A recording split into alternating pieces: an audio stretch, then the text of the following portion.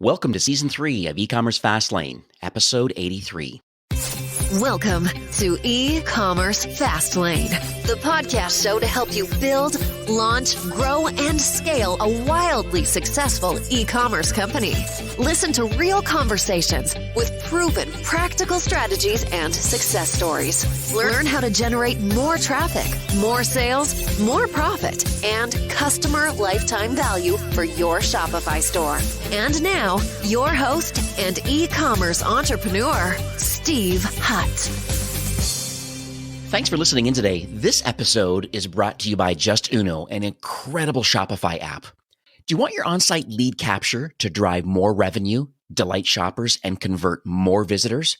Then you have to check out Just Uno. They're an on-site visitor conversion platform that has been designed to help businesses like you collect more leads and take their customer journey to the next level. You want to learn even more? You should totally check out episode 21, where I've interviewed the co-founder and CEO, Eric Christensen, about how retailers can maximize their traffic and revenue and stop leaving money on the table. You know, getting the promotional strategy isn't always easy, and that's where Just Uno Plus comes in. You get exclusive access to AI-powered product recommendations, plus a dedicated conversion strategist for support and optimization. And for listeners looking to take their business to the next level, Just Uno is now offering 15% off exclusively for e-commerce Fastlane listeners. So go to justuno.com, use the coupon code Fastlane15. That will give you 15% off, and you can start optimizing your conversion rate today. Hey there, it's Steve, and welcome back to the E-Commerce Fastlane podcast. Now, this is your first time listening. This is an e-commerce show where we have honest and transparent conversations about building and thriving with your store powered by Shopify or Shopify Plus. New episodes are available each week with your favorite podcast player through iTunes, Stitcher, Google Play, and Spotify, or you can also sign up online at ecommercefastlane.com and be notified when a new show is being released. Now, my guest on today's episode is Matt, who is the founder and CEO of a brand called Enquire Labs. And they're a marketing analytics Shopify app that helps build and launch attribution surveys. Now, it may sound complicated, but this episode is very interesting. And I have quite a few brands that are using the solution. So that's the reasons why I asked him to come on the show and share what his solution is actually doing and helping these brands create more impact and be able to look at their data and make some decisions. Now, if you're not familiar with it, it's basically a survey that lives post-purchase. So someone makes a purchase, and then this survey that comes up, and it helps you as the brand owner understand, where your customers are coming from. And it really just asks one simple question: how did you hear about us? Don't be shocked, but that's the only question it asks, because the amount of data that you get out of that question is actionable. And the nice thing too, Enquire also has a new suite now of analytics that goes on top of this survey data. So now we're able to combine both the survey response data along with your e-commerce data. So it's pretty interesting how this all works together. So let's jump in and learn more. So hi, Matt. Welcome to E-Commerce Fastlane. Thanks, Steve. Great to be here. So let's talk on a high level. I mentioned at the top of the show, but love to hear it in your own words. What sort of problem do you believe that Enquire is solving for Shopify store owners? E-commerce merchants pretty much constantly trying to figure out which marketing initiatives are working best. They're most likely advertising on a few channels. And the way in which you measure this is simply just called attribution modeling. And there's a whole slew of attribution models that merchants use to try to understand which channel is performing. Whether that's looking in Google Analytics, through last click, or using Facebook's attribution pixel, it really just runs the gamut there. But with all attribution model, there's essentially two major blind spots that we like to focus on at Enquire. And the first is that a huge chunk of customers pretty much seem to come out of nowhere. And every merchant would be familiar with this. And that's kind of your direct conversions in GA or your branded search. Like, you just have no idea where those customers are discovering your brand. Right. So that's kind of point one. And then the second point here is a lot of these advertising platforms are what we call just grading their own homework. So Facebook's conversion data is reported by Facebook. And there's obviously some problems that go along with that. So At a super basic level, like we built Enquire to solve both of these blind spots. And we do that, as you mentioned, with a very simple customer survey with the question, how did you hear about us? And with that, we pretty much allow the merchant to understand which channels are really driving that top of funnel traffic and conversions. Yeah, and I do have quite a few brands, like I said at the top of the show, that are using your solution. So it's and it's so interesting looking at the data and looking at people's answers to that one simple question, and then it's honestly very actionable. So let's dig in a little bit into, I guess, your journey. You're a co-founder, and leading up to the launch of Enquire. What do you believe uniquely positions you and your co-founder, I guess, number one, to have the desire, and then number two, to have the expertise to want to create this platform? Yeah, totally. So I guess just to start, Enquire was actually a pivot out of a same-day delivery platform. My co-founder and I started in 2016. We worked on that for about a year and a half. And while we were kind of bringing that to market, we had about 20 customers. And one of those customers was this handbag company here in New York who was on Shopify and pretty high average order value, around $300-$400 handbags. And we were just having a conversation about where their orders were coming from. And he was trying to kind of lean into Facebook and understanding what channels to advertise and allocate his budget on. And in Google Analytics, all of his conversions were coming through direct, organic, or branded paid search, literally like 95% of them. So we had very little insight into where these customers were coming from. And this is a brand that was doing about $2.5-3 million. Like it was it wasn't just kind of a small startup for that regard. So we were doing the same day product, and I just told him or recommended, I was like, hey, just go implement a survey post-purchase on that order confirmation page and just ask, like talk to your customers and just ask how you heard about us. And I think within it was like an hour or two, he was looking and then I looked. It was like, oh, wow, there's no simple way to just implement a post-purchase survey and then connect that data back to your customers in a very intuitive way. So yeah, we spent about 2 weeks building the initial version of Enquire, and it took about a month to get approved into the Shopify App Store and kind of hit the ground running. And have bootstrapped it for the past year and a half. As far as kind of our journeys into this whole e-commerce world, I've been in e-commerce for about 10 years, actually originally on the merchant side. I helped start a headphone company here in New York called Master and Dynamic. We were one of the early Shopify Plus brands, actually, and then left that company in 2016 to go dive into the same day world and now into this kind of marketing attribution world. And my co-founder, Kurt, has been an engineer for about 20 years, is very methodical in how we think about solving some of these problems.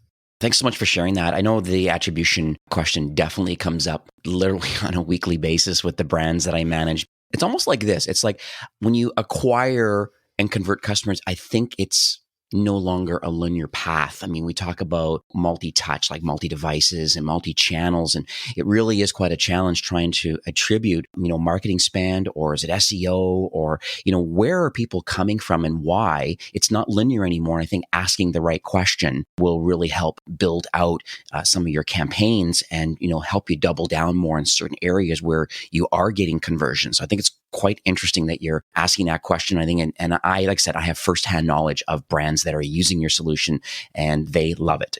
And so let's talk about this whole acquiring and converting side of it. I think, as I mentioned, because it's not linear, how big of a problem do you think this actually is for a growing e-commerce brand? The way we look at this is we look at kind of the data we're collecting. So we're working with about 450 merchants right now. And from a volume perspective, we serve about 1 million surveys a month. So it's about 1 million orders go through our platform.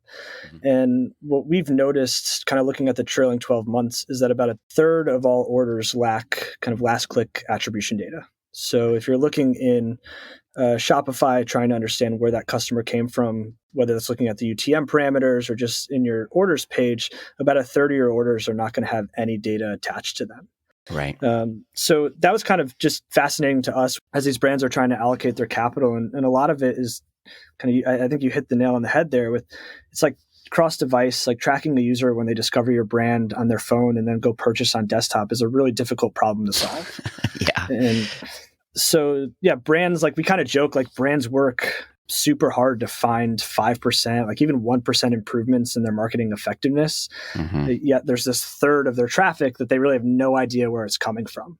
I think a good analogy here that we always joke about is like, imagine you're optimizing your car's engine to be like 1% more efficient, while at the same time you still can't see out of a 30-year windshield. It's like, how should you be focusing? So that's kind of how we're looking at the problem, is like really start to identify where these people are coming from, and then you can really start to optimize everything thereafter. Now, I know offline we kind of chit-chatted a bit, and you mentioned a little bit about these blind spots. I guess you mentioned that there's two blind spots, and the second being about, I guess, almost platforms grading their own homework, right? You're talking about Facebook and stuff like that, and so I assume that a customer survey would act more like a reality check for those sort of situations. Can you kind of dig a little deeper into that? Yeah, totally. So I'm assuming, or hopefully a lot of your listeners have heard about Facebook's over-reporting fiasco. Like, I think most recently there was some media where they were over-reporting by over 900%. But unfortunately, since they're the ones, as I said before, grading their own homework, there's not really much you can do on the merchant side. So I think we all need to accept that, like, this early phase, call it from 2010 to 2016, where brands could just rely on Facebook and Instagram and just kind of scale from there, like, that honeymoon phase is over. And brands need to just really start building more diversity and accountability into their marketing plans as they scale. Right. And right now, from an attribution side of things, like, yeah, there's GA and there's multi-touch attribution products, but there's really no advertising platform itself that is designed to help you kind of measure all of those sources, especially for the reason that they're all doing it themselves. Like, Facebook's grading its own conversion, right. Twitter, et cetera, et cetera. So yeah, I think as far as these blind spots and like grading your own homework, for us, like, we like to just emphasize this concept of people over pixels. It's this idea of like, okay, you don't have to 100% rely on like these pixel conversion data. You can really just start to engage with your customers and build a model around their input. And with that, like, there's obviously no right attribution model. Like, one customer, it could be that recommended from a friend, or it could be that ad, that kind of that last click ad. Like, it's really difficult to tell. And all these attribution products are just aggregating and averaging the weights of all these media touches, when in reality, it's just impossible to tell. And then I guess the last point there is word of mouth is still this elephant in the room. Like, if you want to lower your CAC and just drive your brand's growth, like, there's no bigger driver than word of mouth. And it's literally impossible to measure word of mouth. Like, you can potentially use a referral tool that incentivizes word of mouth. As far as knowing which customer came to you because they heard from a friend is impossible to tell unless you just ask. Yeah. Well, it's great advice about, talking to your customers. I mean, it's very obvious, but let me be devil's advocate just for a minute here. And I'm going to ask you a question, like, why would a brand want to make a strategic decision to maybe not survey their customers? Yeah, well, I'd say at least in 2020, it's probably like the worst time in history to maintain a policy of ignoring your customer's voice. Like, I think that's where we are today. Everyone talks about building community and engaging with your customers. So strategically, that, like, I wouldn't recommend that. But I think most importantly, or most often, a lot of these brands just get so caught up in their quantitative marketing analytics. They load Shopify's analytics page, or they go to GA or their Facebook pixel data. And that's kind of the whole basis for how they're navigating their marketing spend. And they often forget just how important that qualitative side of the coin is. So to your point about brands getting caught up in complicated data tools, does anyone ever tell you that, I mean, I don't believe this, but I'm sure people have mentioned to you that, Enquire's solution seems a little too simple just to ask only one question? Yeah, so I think our customers, like, right when they install us onto their Shopify or Shopify Plus store, they have this aha moment where they're like, how did I forget to do this? Or why wasn't I doing this sooner? The time to value is at least just getting this input from your customers is very quick. Like, once you install us and set us live, like, within your first order or second order, now you're already starting to have some data points that you didn't even have before. So it's this whole nother way to look at engagement, but also where your customers are coming from. And then I think, as I alluded to before, like, just getting caught up in all the quantitative side, I think the whole market and the way in which people spoke about how to grow all of these brands was so highly focused on this CAC to LTV ratio. Everyone's always asking, what's your CAC and what's your LTV? And everyone was so focused on measuring their ROAS. Like, unfortunately, just from their Facebook pixel. Like their Facebook pixel ROAS was really just the health of that business. Right. And they just started to kind of ignore the whole customer journey that honestly is just hard to measure. And then the second point, as far as kind of the simplicity of Enquire, like we want it to be simple. It's really just, it is a post-purchase survey. We are asking a single question. And what that allows us to do by just keeping at least the consumer-facing side and user-facing side super simple, it allows us to kind of really focus on the back end. So whether that's creating benchmarks or meta studies, or we have integrations with Klaviyo and Recharge and a few other Shopify apps, it allows us just to keep iterating and building a better product that really solves this problem. And at the end of the day, like we want it to feel simple, and that's kind of important for how we're looking at this. And I think most marketers would probably appreciate that, just given the complexity of all the tools out there today. And one of my brands that I mentioned who uses your solution, what they found interesting, and I'm going to, it's hard in audio to share this. So hopefully at the end of the show, we'll have some extended trials and things that we can talk about and get people to at least add this to their store and see. So they asked this one question. You have it set up. One more thing. How did you hear about us? That's the simple question. In the last 30 days, this particular brand had 1,487 responses. They had 2,300 people viewed it. So that's almost a 65% conversion or response rate, which is, to me, extremely high. You've made a purchase and 65% of them are okay to answer one question. And it's interesting how it all drilled down on this particular brand. This is a consumer packaged company in a subscription business. The answers were Facebook was number one at 21%. And then Instagram is listed, and then, Google, Yahoo, or Bing. And then there was other or word of mouth or YouTube and Amazon and blog or a press article. So it's so interesting how people have answered these sorts of questions. And so now as a marketer, this is I believe, very meaningful and actionable insights. Asking this question and seeing these sort of responses, is there any kind of best practices now? How do you action that data? Yeah, so I think it's really just giving our customers another measurement tool. A great example is we actually had a customer tweet out about us this morning. He was pretty much just thrilled that he finally found this marketing mix that was really working. And one of the channels that they were advertising on was TikTok, new channel in the market, yep. Definitely gaining a lot of buzz. And TikTok today doesn't link out to URLs. So it's very hard to measure the traffic that's coming from TikTok. Right. So he was kind of telling the story of how does he measure the capital that he's investing into TikTok influencers? And Enquire was kind of that solution.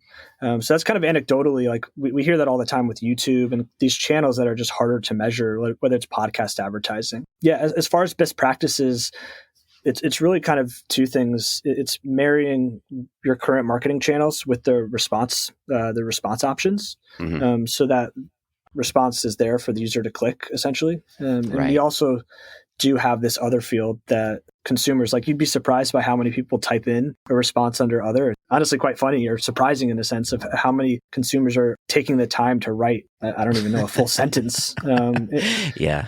And that's really someone mentioned your product at a conference, or you saw it skiing or something. It's all these channels that you didn't even know exist that now you have exposure to. Oh, that's awesome. Love it. So, Matt, this show has, I'm sure you can appreciate, a very diverse range of listeners. And since you have, you mentioned 400 or 450 some customers and a lot of background and history in commerce in general with, former startups and all this kind of fun stuff. So are you able to give any advice for those that are on the early stage in their journey?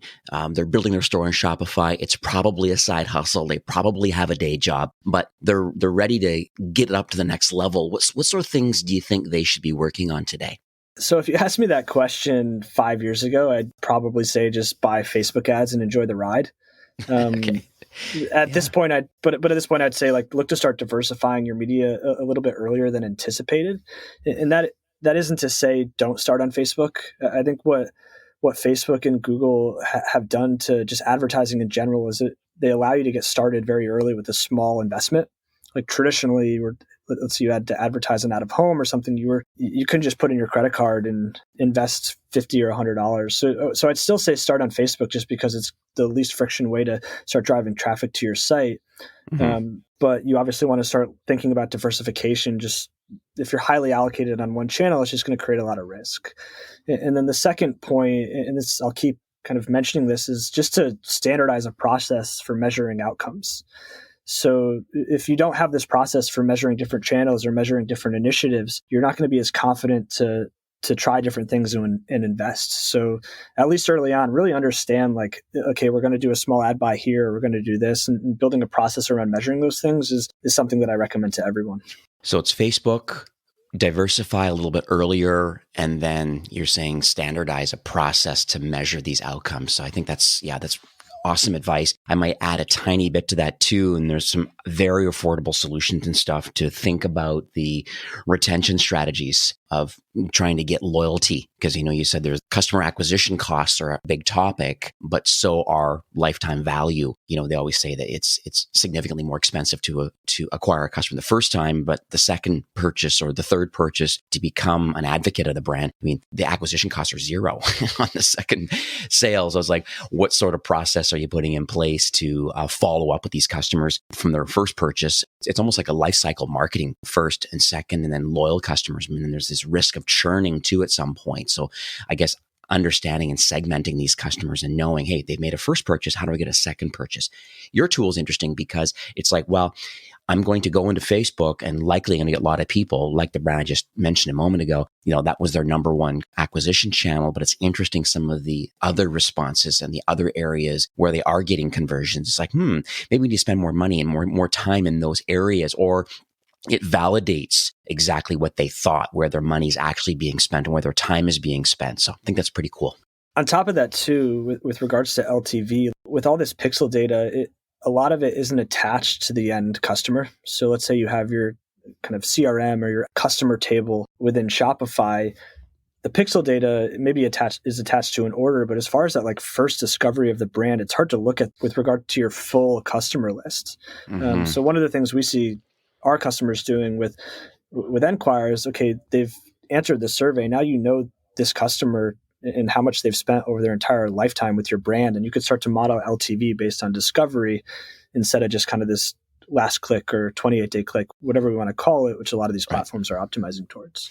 So what about those listening today that I guess I would call them more in the mid-market? So they would have a small team.